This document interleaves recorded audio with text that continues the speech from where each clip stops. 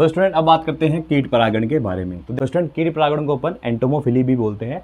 कीट परागण का मतलब होता है जब परागणों का स्थानांतरण वर्तिकाग्र पर किसके द्वारा होता है, कीटों के द्वारा होता है। मतलब कि कीटों की सहायता से वो क्या कर रहे हैं, अपन बोल सकते हैं परागकोश से किसके ऊपर स्थानांतरित हो रहे हैं, वर्तिकाग्र पर स्थानांतरित हो रहे हैं। तो इसको अपन लोग क्या बोल देंगे, कीट परागण बोल देंगे।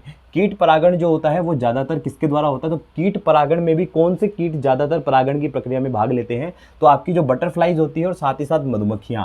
लगभग 80% जो कीट परागण होता है वो किसके द्वारा होता है बेटा, वो मधुमक्खियों के द्वारा होता है। तो लगभग 80% जो आपका कीट परागण देखने को मिलेगा वो ज्यादातर किसके द्वारा होगा, वो 80% मधुमक्खियों के द्वारा ही होगा। इसके बाद बात आती है कि इनके अनुकूलन की। तो देखिए स्टूडेंट, जो आपके पुष्प होते हैं जिनमें कीट परागण मिलता है तो उनके अंदर कुछ विशेष लक्षण पाए जाते हैं। अगर अपन बात करें इनके पुष्पों की, तो इनके पुष्प कैसे होते हैं, रंगीन होते हैं। रंगीन क्यों होते हैं, ताकि कीटों को आकर्षित किया जा सके। दूसरा, सुगंध युक्त क्यों होते हैं, भाई सुगंध के कारण ही क्या होंगे, कीट इसकी तरफ आएंगे। तीसरा क्या होता है, मकरंद युक्त। मकरंद युक्त का मतलब है कि इसके अंदर क्या पाया जाता है, मकरंद पाया जाता है। जिसको कीट परागण के लिए पुष्प कैसा होना चाहिए, रंगीन होना चाहिए, सुगंध युक्त होना चाहिए और साथ ही साथ मकरंद युक्त होना चाहिए, जिसके कारण कीट इसकी तरफ आकर्षित होते हैं। दूसरी चीज, इनके पुष्प क्या होते हैं, बड़े होते हैं, ताकि जो आपका कीट है वो आसानी से उसमें बैठ सके।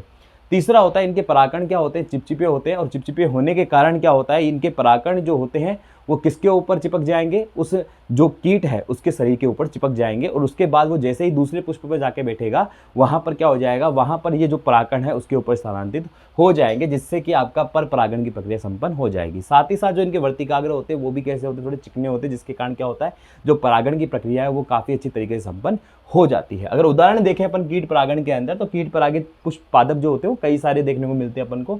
लेकिन अपन उदाहरण की बात करें तो यहाँ पर जैसे कि साल्विया, आपका आर्किड है, आक है, इनके अंदर आपको क्या देखने को मिलता है, इनके अंदर आपको कीट परागण देखने को मिलता है। अब देखिए स्टूडेंट, सिर्फ कीट परागण तक ही नहीं हुआ, इसके अलावा क्या होता है, आपके पक्षी परागण भी होता है। पक्षी परागण में क्या होता है, पक्षी परागण के अंदर जो परागकण होते हैं वो पक्षियों के द्वारा किसके अंदर स्थानांतरित करवाए जाएंगे, वर्तिकाग्र में स्थानांतरित करवाए जाएंगे। कई ऐसे पादप होते हैं जिनके अंदर परागण की प्रक्रिया कौन संपन्न करता है, आपके जो इंसेक्ट भी नहीं करते, ना ही आपके हवा के द्वारा होगा, उनमें जो होगा वो पक्षियों के द्वारा होता है। और पक्षियों के द्वारा होने वाला परागण पक्षी परागण कहलाता है, या इसे अपन इंग्लिश में क्या बोलेंगे, इसे अपन इंग्लिश में बोलते हैं ऑर्निथोफिली। क्या बोलते हैं, ऑर्निथोफिली। तो जैसे कि आपका प्लास का पौधा है, सेमल का पौधा है, बिग्नोनिया है और शकरखोरा जो पादप आता है, वो सारे जो ये प्लांट्स हैं वो सारे के सारे क्या दर्शाते हैं, अपने पक्षी परागण दर्शाते हैं। इसके अलावा अगर अपन बात करें तो एक बहुत ही महत्वपूर्ण, जो कि आपके नीट एग्जाम में पूछा भी गया था, कि चमगादड़ के द्वारा होने वाला परागण क्या कहलाता है। तो इसका सबसे अच्छा क्वेश्चन बनता है कि चमगादड़ के द्वारा होने वाला परागण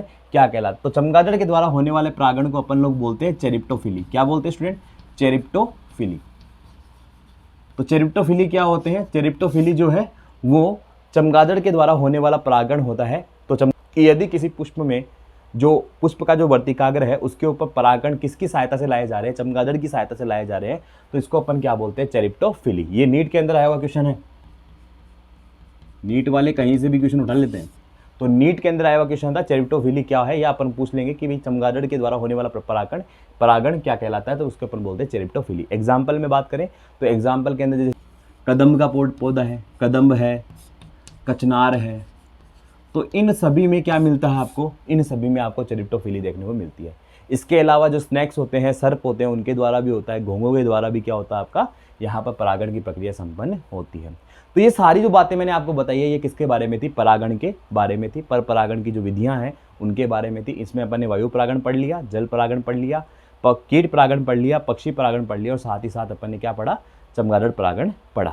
ठीक है, नेक्स्ट वीडियो में अपन बात करेंगे इनकम्पेटिबिलिटी, यानी कि असंगतता क्या होती है और पराग इस तरीके से संकर्षण क्या होता है। ओके स्टूडेंट, अगर वीडियो अच्छा लगा तो वीडियो को लाइक करें, सब्सक्राइब करें, ज़्यादा से ज़्यादा शेयर करें। Thank you and have a nice day.